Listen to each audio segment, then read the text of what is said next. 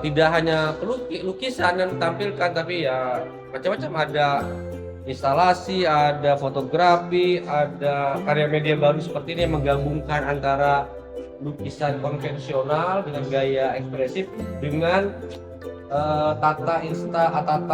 instalasi benda-benda semacam ini untuk menguatkan konsep karyanya secara keseluruhan. Ini karya Kadiah dari Yogyakarta, bicara tentang ladang, tentang tanah, tentang menanam sebagai hulu daripada sajian itu sendiri, makanan.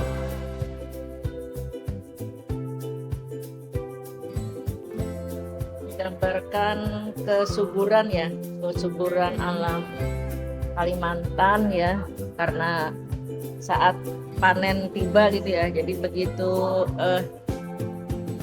menunjukkan kemakmuran ya, kemakmuran kita ya, karena panen yang begitu banyak. Jadi digambarkan juga dengan, seharusnya padi ya ini ya, seharusnya ya. Berarti yang paling Pian suka yang ini. Yang ini juga suka karena ini menggambarkan kerusakan alam kita ya kan. Apa ya nih ya, adanya tambang batu bara, hutan yang dibabat ya kan, sehingga rusak alamnya kita semuanya. Nah, ini kayaknya ada hubungan nih ya, karena rusak masyarakat tidak bisa lagi untuk bercocok tanam gitu ya. Kesejahteraan kita juga menurun. Kayaknya ada hubungan nih antara keduanya. Itu ya mungkin ya.